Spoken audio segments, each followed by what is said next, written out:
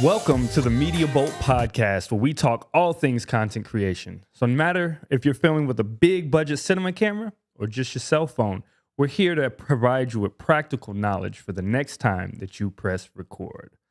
On today's episode, I've got a business owner of a video production company out of Waukesha, Wisconsin. I got none other than my man, Derek Pfister with Stair Films. How you doing, man? Thanks for having me, man. It's great to be here, and I'm excited to talk to you about the creative industry here in Wisconsin. Awesome, man. Yeah, we've connected for a while, and finally getting to meet each other in person. So this is cool. Yeah, this is awesome. I'm glad to be here, and thanks for having the time to bring me in. For sure. First thing I want to kind of ask you is filmmaking. Why'd you get into it? And then if you want to just tell us a little bit about how your company was kind of created and how this kind of came about, Stair Films, and where you guys are at right now. Yeah, to make a long story short, it started with a video project that my brother did back in high school, all the way back in 2001. And I came across it on his old VHS tape, and it was an old project that he did for his media class where they would pretend to go to the movie theater and see the top movies of today. But it really wasn't that. It was like a lot of the older films that they really enjoyed, like Indiana Jones, Last Crusade, stuff like that, and Days of Thunder with Tom Cruise. And they would pretend to show a clip of the movie and then review it, but it was really just them acting the movie scene out in a comedic way. And I just kind of fell in love with that, showed it to my friends, and they also thought it was hilarious. And we ended up just grabbing one of those old JVC cameras that filmed on VHS and just kind of took our own crack at it and made our own skits and everything. And we showed them around to a lot of people. They thought them were funny. They thought that we did a great job trying to mimic other movies and scenes and stuff like that. And it kind of grew from there throughout high school. And I started to take it a little bit more seriously because people were saying, you do this as a career. You could make this your career once you're in college and beyond. And I'm like, awesome. So I got involved in screenwriting competitions with Milwaukee International Film Festival, now Milwaukee Film. And my first screenplay that I wrote ended up making like the top 50 in the competition out of 100. And it just kind of took a whole nother step, like, wow, I could actually do something and be one of these people who make movies and just be involved in the community. And it just kind of became a thing throughout college, and I became a filmmaker at that point. And Stair Films was what my brother did. Like, his production name was Stair Films, and it just kind of came out of nowhere, where they're like, we need to think of a production name. So they actually saw like a yellow chair sitting on a set of stairs, and they either like, that's kind of unique, let's use that. So, and for whatever reason, when I was a kid, I thought that was such a unique name, and I fell in love with it. And once I got in high school, I was still using that name, but I gave it meaning, because before it really didn't have like a huge meaning. And I loved it because it does have meaning. It means pretty much that you can get simple ideas from the most oddest of places and turn them into huge ideas. And sometimes those huge ideas don't have to be so complicated. And you got to think of ideas from the most unusual places, because you want to make your stuff different than everybody else's. For sure. So, and I just love that. And it was Stair Productions, but I changed it to Stair Films. And here we are 20 years later, still using that name. Look at that. Look at that. Yeah. That's awesome. So can you just tell us a little bit about what you guys do, the type of work you do? Maybe you can just go over, there's a couple things we'll talk deeper on a little bit later. Yeah, 100%. So we started out just doing weddings, but I knew we could do more because weddings become a lot. There's a lot of work that goes into it. But we also like to help out businesses. We want to help businesses grow, because a lot of people helped us grow and they were part of their own business. So we wanted to do the same for them. And with our ability to create film and use that artistic aspect to help them grow through business, like to showcase what they can do, their voice, all that, we kind of turned that into our full-time thing, along with still doing weddings. But our ultimate passion is still filmmaking. So we always do that on the side, get involved with competitions and all that. But our ultimate goal for Stair Films is to help businesses grow through creating small ideas and turn them into big ideas. Something that might be like, oh, this could work, and saying, no, this will work. And that's what we want to do for businesses. I love that. Being a production company owner, I think for me, one of the big things that I strive for is just helping this community of Milwaukee, Wisconsin filmmakers like grow, right? What are some things that you think that are important to help that kind of continue to grow and just build this economy here for filmmaking? Oh yeah, definitely. So a big thing, especially right now, is building the Wisconsin incentives here as a whole state, because right now we don't really have anything. A lot of big industries aren't growing here, and there's so much opportunity here, Mhm. so much talent that we can use that to grow a lot of businesses just in general, because everybody has, whether it's film, art, or any of that, we can use that to grow one another and showcase, hey, you don't have to be on the East or West Coast just to do this type of work. You can Yeah, do it here in the Midwest as well. But a lot of it really revolves around wanting to collaborate with one another, not being afraid to do that. sure. Just because you have your own brand, your own ideas, doesn't mean you can't come together as one Mhm. to make those ideas even bigger, just as one brand itself. Yeah, 100%, 100%. I think with our podcast, that's one thing that is like collaboration over competition. Get to meet people because this is our network, and this is, if we want to be that big city one day, we gotta have resources with each other, and I think that really is important, Oh really yeah, important. 100%. Something I wanted to ask you, as a production company owner. So let's say I'm someone that wants to start a production company. I've got LLCs and banks set up and all that stuff. Website's good to go. What are a few steps that you would say are important to kind of get your company off the ground and start getting clients and things like that? A big thing is you're going to have to start doing things for free. You got to start showcasing what you can do. And a lot of people want to just jump into this already making money right off the bat, but you can't do that. You really got to volunteer to do a lot of projects for free to showcase what you can do, build your portfolio, do a variety of different projects to eventually become a reel, to really showcase your variety. So I always tell people, yes, it kind of stinks that you have to do a lot of your work for free at the beginning, but it 100% becomes worth it down the road, because that's how you do start to earn money, because you draw that attention in. Once you have all that work showcased, you'll draw that attention in and you'll just continue to grow out there, because word of mouth is huge. Yeah. You do such a great job working with your client, you become a partner with your client. And once that happens, they'll love working with you so much, they'll mention you to somebody else, and it'll just grow from that point. And it really helped us a lot when doing that with our wedding clients, because they kept just spreading the word about what we've done, and they showed our wedding film to one another and just said, "Wow, let's talk to these guys, see what they're up to, and build a partnership." So that's something I 100% say is just, yeah, start out for free and then build up from there. That's awesome. Yeah, it's getting out there. Another thing, getting experience, and that's a great way that you can, jump in the scene, meet people, just get to work, Mhm. and just showcase what your voice is going to be in a filmmaking space. Oh yeah, Uh, 100%. Yeah. Another question for you. Tell me about your series, The Next Frame. What that's about. I guess that's kind of up that umbrella of like, show the clients what kind of work you can do. Tell us about your series you guys have. Sure. A great way, like, involving filmmaking is turning it into like a docu-series to showcase talent here in the state. And it kind of came off the top of my head after I was involved in another podcast where he was asking me what I was doing for a living, how I got started. And I'm like, this is actually a really great idea to kind of showcase more people instead of just talking over just an audio file. Let's showcase what people can do. And, sometimes you get ideas in the craziest of spots. So I was taking a shower and literally it came to me in that point. I'm just like, I was just involved in this podcast. We had a great conversation about my career, but what about other people? I've worked with so many people over the years that have helped me grow. I want to help them grow too. And we decided to do this idea. My team, my main guy, Brendan Adams, he's been with me since the beginning.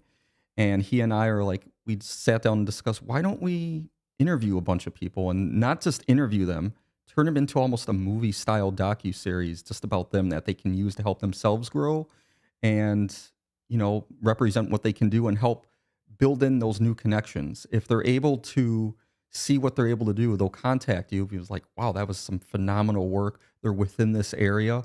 Let's get into contact. Let's collaborate. Let's grow together. So that was kind of our whole idea behind the next frame. And we didn't really know if it was going to become big at first. We did a few episodes with a few talents that we knew already pretty well. And we showcased them, and a lot of other talents that saw that we worked with watched it and they loved it. It's like, what? you need to make this big. This is something that the state isn't doing yet. We're not seeing this around at all in this state. We know there's creatives around, but we don't know much about them. So this series, The Next Frame, which we started in 2021, I believe. Yeah, towards the middle of 2021. It just went into something we never expected. And here we are over 3 years later, still doing it. We just did 4 episodes and we're in the middle of working on them. And it's just an honor to be able to showcase this talent. And we're not making any money off of this. This is like, we want to travel around. We want to meet these creatives, get their names out there. We want them to work with people we worked with in the past. Yeah. That's how you grow. So that's the main idea around The Next Frame. And we're still working on the journey and we don't know where it's going to lead, but it's been fun and we're here for it. You're doing great work, man. Appreciate it. Great work. I think it just shows where the heartbeat of your company is and where you guys' moral compass lies. You know, it's showcasing others and giving back to other people that are, you know, really may not be getting those eyes that they deserve. And I think that's really cool, man. Yeah, appreciate it. Something else I wanted to ask you about is you guys are always in the 48-hour film projects. What do you like about that? What kind of rush comes from that process, and why do you decide to put yourself through that stress? Ooh, we literally just a few days ago got off of doing one, but we've been doing this since 2011. And people ask me, "How can you stay up all night and make a movie?" And I'm like, well, because you start with something and you end with something in 2 days. It's just that adrenaline rush. Like, okay, this forces you to get a film done in such a short amount of time. Yes, it's a short amount of time, but you have something when it ends. A lot of people can't say that. It's easy enough to start a project, but it's hard to finish it because you don't really have a deadline. It's like almost a passion project. Like, yes, I put my money into this film, but it's also even bigger step to get it done in the process, especially if you're trying to hire a crew to do everything for you, especially hire post-production editors and all that to get it complete. But this competition forces you to get it done in 24 hours would be nice, but yes, 48 hours. Yeah. So when you're building a team for that, because you don't really have much time to kind of go through the pre-production process and all that, because my understanding, they give you a prompt and you basically have to go, right? Have you learned ways to kind of assemble your team quickly and get those, actionable steps happening? Yeah, it's kind of became easier for us over the years just because a lot of the team has been with us for a long time. We've gotten a few new people over time, but it always becomes like, oh, if somebody's not available to do it, I want to find somebody new to help out because, it's part of the filmmaking process. Everybody has their part and everybody has their creative aspect to make a project possible. And for us, it's always been kind of like, oh, we need to find a new makeup artist or something like that. And because of how many creatives are within the state of Wisconsin, it's actually pretty easy to find a lot of this talent. And it's all about reaching out.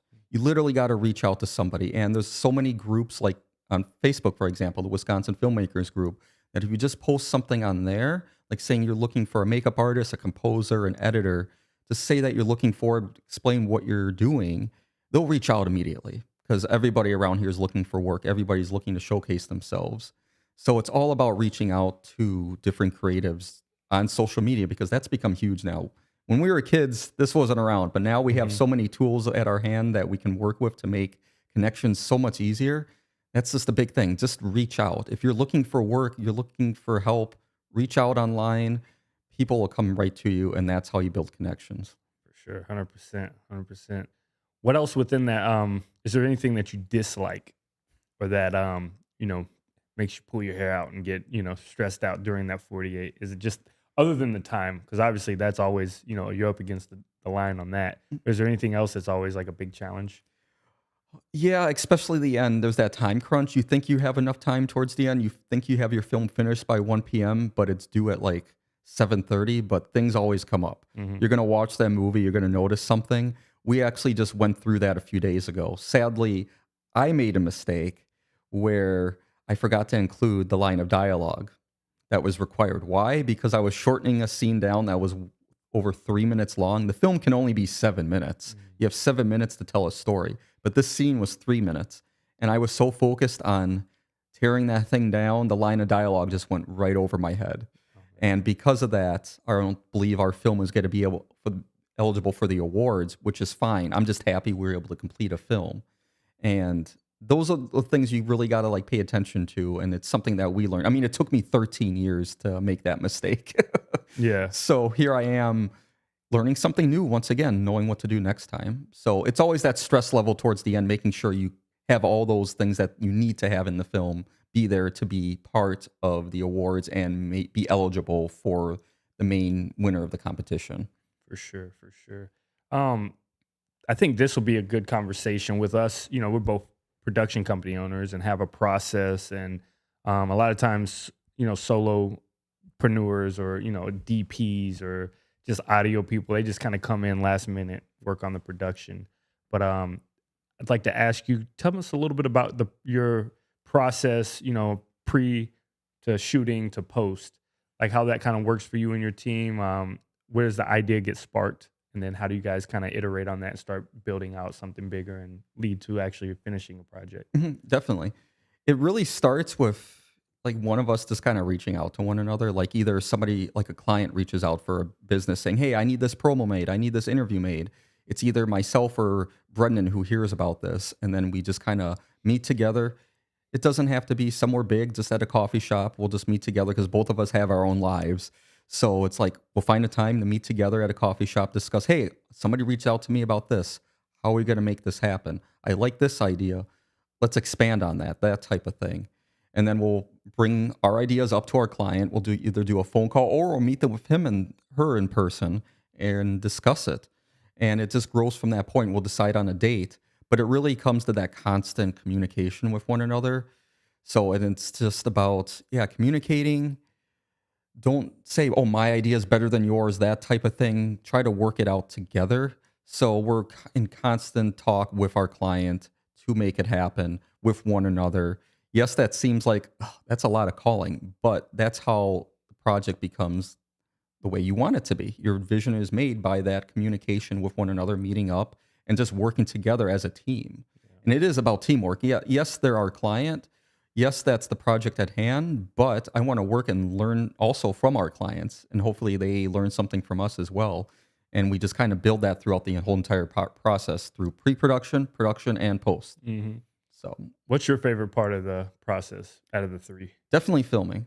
Yeah, I do more editing than filming, but when it comes to being able to be out and about filming instead of being at the computer all the time, focused in on that screen, I just love seeing things. I love seeing ideas being made and everything. As much as I do love editing, I like making the project become something.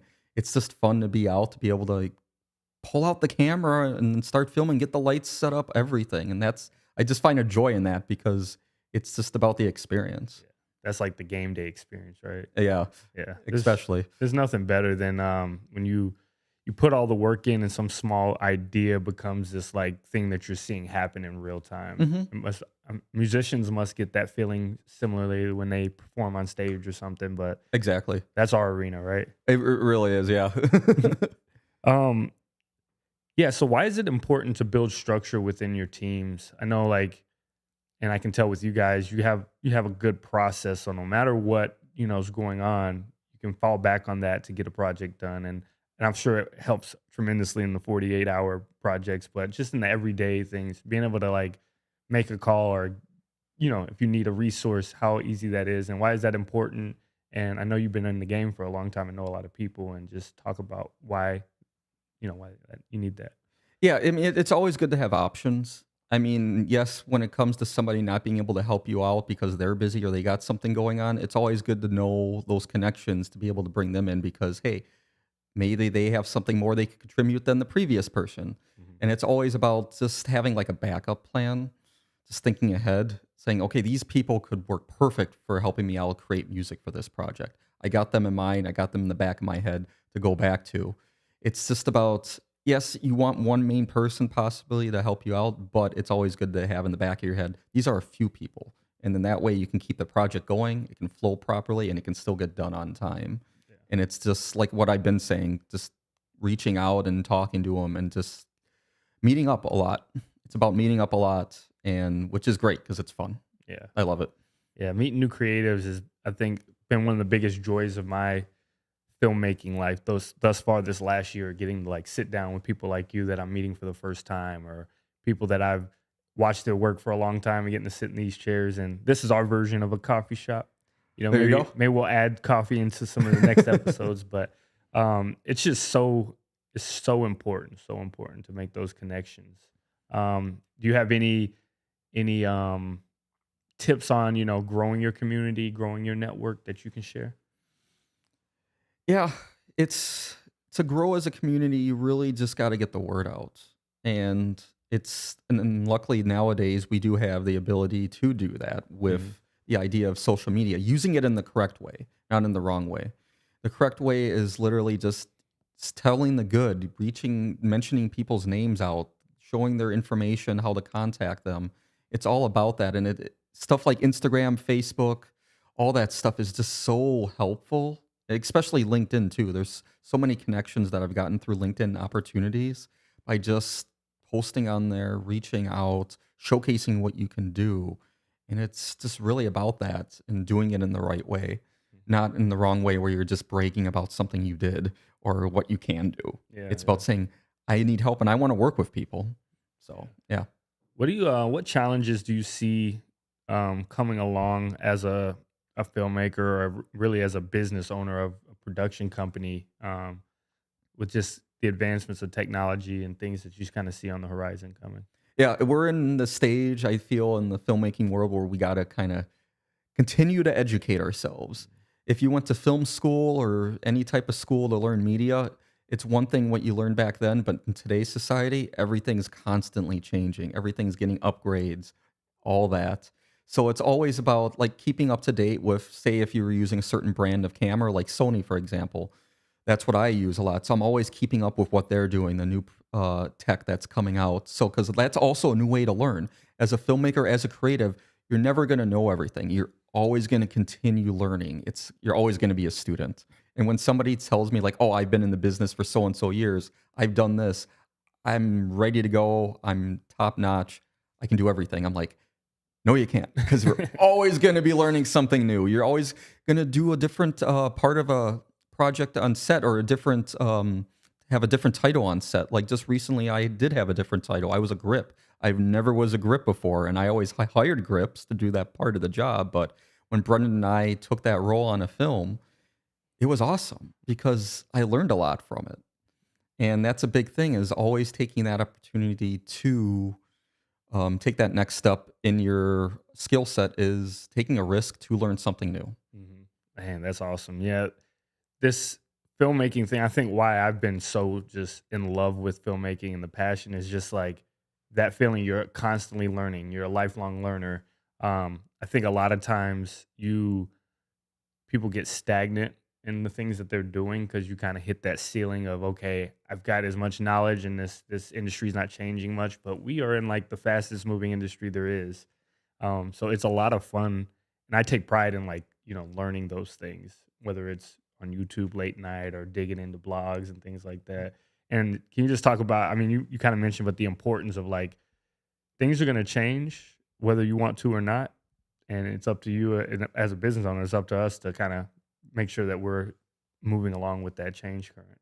Yeah, it's just so important because I mean we do have so many tools at hand. Like you just mentioned, YouTube. Yeah. You can learn how to do a lot of stuff in filmmaking school or just film school in general off of that, and then just kind of, because so many people out there want to educate one another. That's why they put those videos out. So I also try to pay attention to that. If there's like I have a question about a specific piece of tech on my camera, I look it online and with people I trust, because it's just right there at us, and you just got to take that chance to look. Yeah. You got to have that enthusiasm to want to do that, instead of like being maybe stubborn, saying, I'll figure it out eventually." I'm like, no, I mean, you got to ask for help. Yeah. Yeah. That's how we grow. Yeah. Hmm. I think the crux of what we do is storytelling, Hmm. right? So I know it's tough. A lot of times people get so locked into gear or locked into lights, or, the newest firmware updates and this and that. But it's really all about telling a cohesive Hmm. story that's engaging. What's some of the things that you kind of do? Do you have any processes on that, or focus is when you start to, build a story that that kind of work?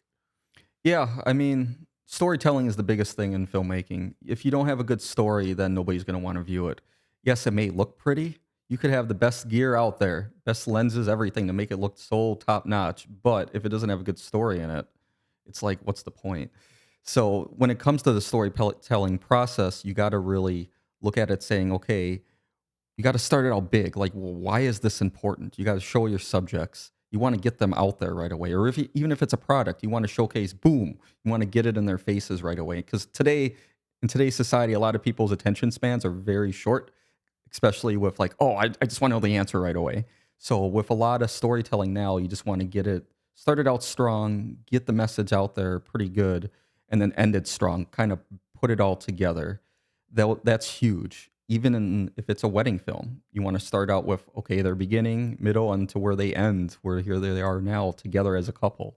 It's with that with any project. So that's the way I think about it. I got like a beginning, middle, end. I got to start out strong, continue being strong, and end it even stronger. For your company, do you have any things that you see coming up next, or any iterations that you're looking to kind of embark on? No, it's hard to think. Like, I take one day at a time nowadays. Yeah. I'm like, I have these ideas. I'm like, with the next frame, for example, I would love for it to be big, to become like a continuous thing. We're still growing. That's just part of it. But I would love to see that be a yearly thing where it's seen by so many people, just not within Wisconsin, but outside, to know that, okay, you can make films in the state of Wisconsin. And I want to draw people from outside states here. And doing the next frame, I hope, is doing that to say, hey, this talent's here. Come on here, work with us. Yeah. You don't need to be dragged out to a different state to do that if it's on the West or East Coast. But I want that to happen. I want the films to be made here. I want it to be a big industry because there's so much talent. You've seen the talent. You brought it right here on your show. So we're all here. Mm-hmm. So that's one of my big goals. For me as a business owner, I just want to help continue growing other people's businesses through our creative skill. Do I see us becoming like this big time business? No, I don't know if I ever see that, but you never know. But my goal right now is just to continue helping one another out and grow as a community. Yeah, for sure.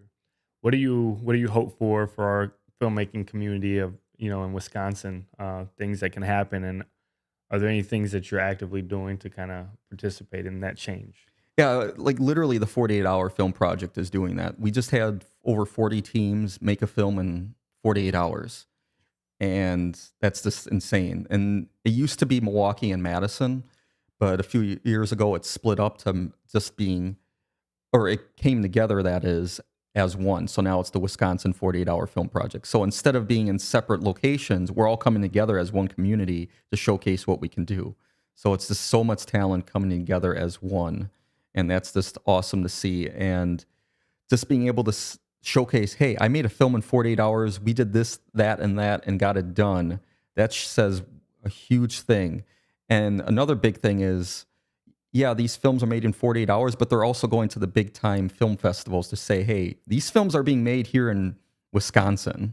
They totally can be done here. Mm-hmm. I'm part of one of those films that's going to the Cannes Film Festival next month. And it's going to be a huge blessing being able to go over there and to see all these people at the Cannes Festival in France to say, hey, this movie you just saw, this was made in Wisconsin in the United States. This is where all that talent is. And hopefully that'll draw a lot of attention to what we all can do here. Nice. I'm going to hit you with a Media Bolt lightning round of questions. All right? All right. Just answer real quickly. First thing that comes to your mind. Yeah. All right, here we go. Favorite camera body? I'm going to say FX6 right now. I like that. I'd say the same thing. Yeah. I love that camera. All right. Favorite project that you've worked on in the last year? Next frame. Next frame. Nice. All right. One more. This one's off the top. Coming up with this one. What is your favorite camera lens or company that makes lenses? DZO Film. Okay. I just started using them and I'm really happy. Otherwise, can I say one more? Yeah, for sure. Believe it or not, Tamron. They make a budget friendly workhorse. That's what I call it. Yeah, it makes it. And the images are just beautiful out of them, Yeah. and that's why I love them. They're budget friendly and everything. So Yeah, the DZOs I really like. We were like basically going back between them and the new Nisi Athena Primes. Sure. And we just kind of did this juggling act for a while, and we eventually went with the Athenas. But Nice. yeah, those are sweet too. Awesome. I would love to try some Sigmas. I haven't been able to try them yet. Yeah. See how they are. I think the lens I really wanna love to mess around with some of those Cook lenses. They just look so sweet. It's one thing about our industry, right? It's so dang expensive. We want to get all these tools, but there's just like thousands of dollars. But I'm like, why do you choose the most expensive industry? Yeah, because it's fun. I love telling stories. That's why you got to rent them. There's some great places like North American Camera. Exactly. Spots around here that you can test some of those things. Add it in the budget. You know, play around with them, see if you like them or not, and then decide if you want to get it yourself. Exactly. I don't know.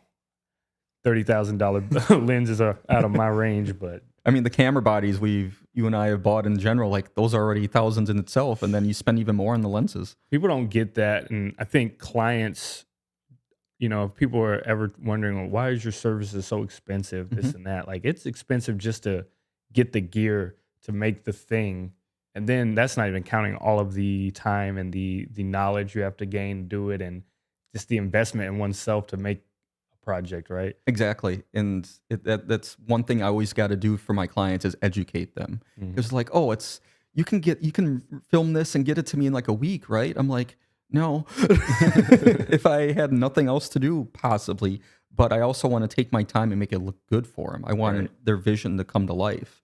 I want to take my time on it to where it tells the story that they want to be told, as well as the story that we want to be told to make them stand out. So it always becomes a thing about educating your clients too, about why everything costs the way it is. Yes, our equipment costs a lot, but it also is our time too that we're putting into it, and a lot of thought that puts into it. Yeah. What's your hope for our Wisconsin filmmaking community going forward? That we all work together. I think I mentioned this before about just being afraid to collaborate. I just want everybody to want to collaborate with one another. Everybody's got their visions to make possible. Yes, you don't want too many heads in there kind of going at one another because everybody's got a different idea, but I want at least everybody to be able to be willing to collaborate with one another, no matter what your style is or anything like that. Don't be afraid to collaborate. Reach out no matter what. And where can people find Chair on Stair Films? Sure. Go to chaironstairfilms.com. On there, you can see all of our social media options, Facebook, Instagram, all that stuff. You can find us on there. Reach out. We got our YouTube stuff as well for the next frame. It's all on there as of right now. We'll see what happens at this point. But yeah, feel free to reach out at chaironstairfilms.com. Awesome. Well, Derek, thank you so much for coming on the Media Bolt podcast. No matter where you're watching this episode, if you could do us a huge favor, like, comment, subscribe, all those things, no matter what platform. And thank you for watching this episode. Go check Derek and his company out. I'll see you next time. Peace. Have a good one.